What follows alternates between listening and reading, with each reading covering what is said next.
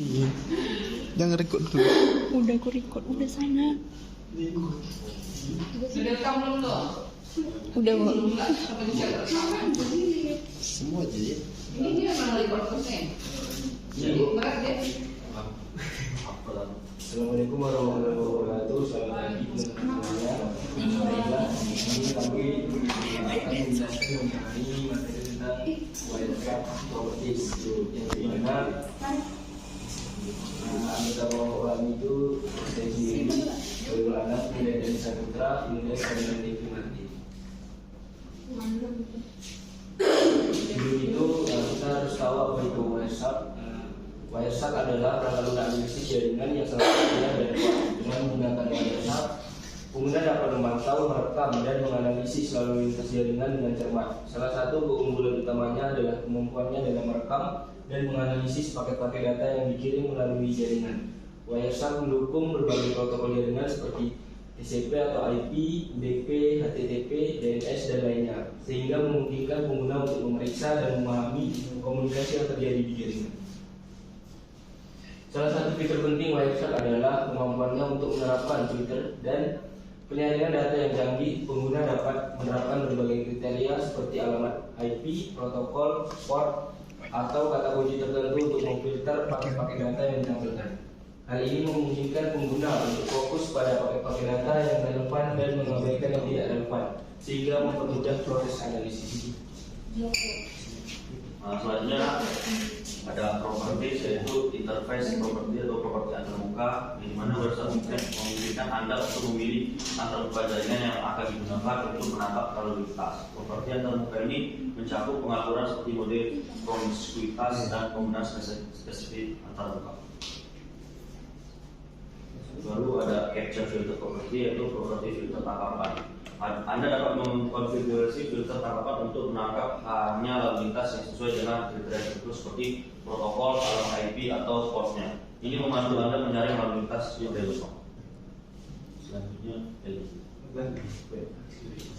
ada display filter property atau properti filter tampilan, yang dimana display ini memungkinkan Anda untuk memfilter dan menampilkan paket-paket yang sesuai dengan kriteria tertentu dalam jendela tampilan. Anda dapat menyesuaikan filter tampilan sesuai dengan kebutuhan analisis Anda.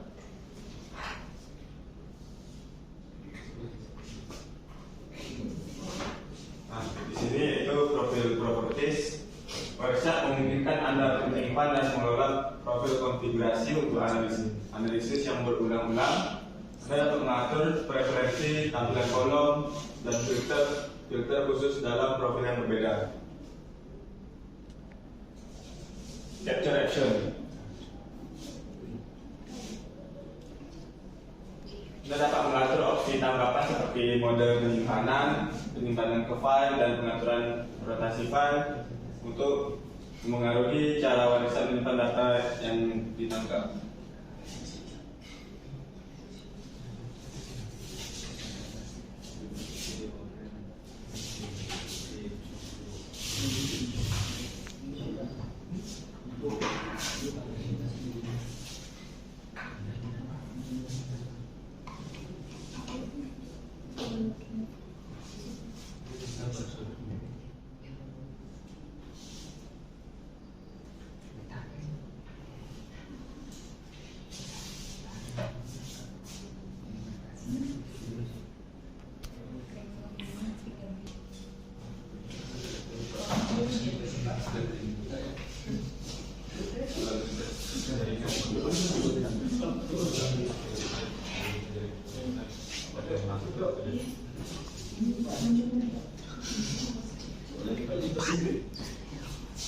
Baiklah, di sini dapat dilihat fotonya. Di sini ada 5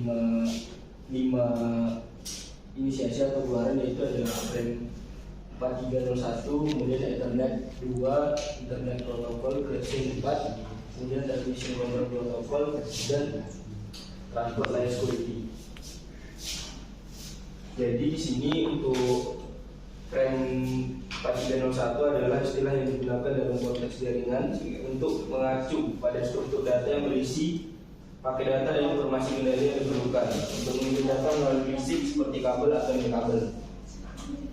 Frame 4301 menunjukkan bahwa ini dilakukan dengan nomor satu, dalam urutan frame yang ditangkap oleh Wireshark, setiap frame mewakili satu paket data yang dikirim melalui jaringan. Ini selama setiap per detik yang menggunakan jaringan ini. Kemudian yang examen 2 akan dijelaskan oleh Edi. Nah, internet di sini yaitu adalah teknologi lapisan fisik dan jaringan komputer yang digunakan untuk mengirim data melalui kabel Ethernet.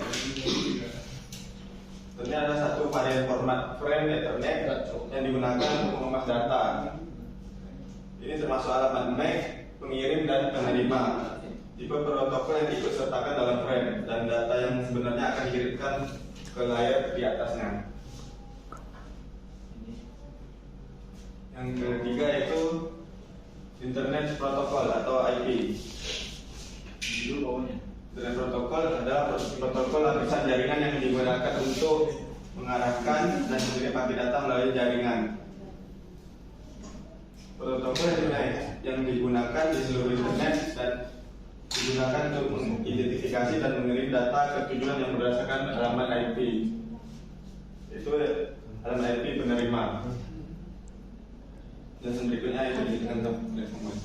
Yang kedua ada Transmission Control Protocol, yaitu protokol yang bisa transport yang digunakan untuk mengolah pengiriman data yang andal antara perangkat dalam jaringan.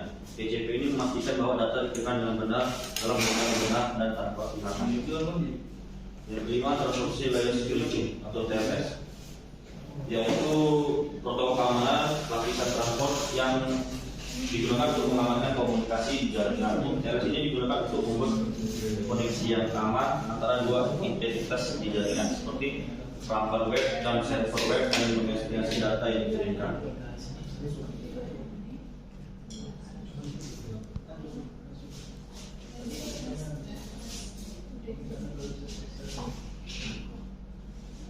Berikutnya di sini secara kesimpulan, Wireshark adalah analisis jaringan yang kuat dan populer dan memberikan kemampuan untuk memantau, merekam, dan menganalisis lalu lintas jaringan secara menyeluruh dengan fitur-fitur seperti analisis paket data yang terperinci, kemampuan penyaringan yang canggih, dan fleksibilitas dalam pengembangan blockchain.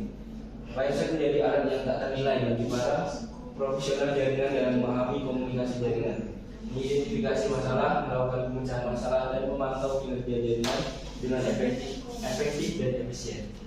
Mungkin itu saja dari kelompok kami. Bagi teman-teman yang ingin bertanya, dipersilakan.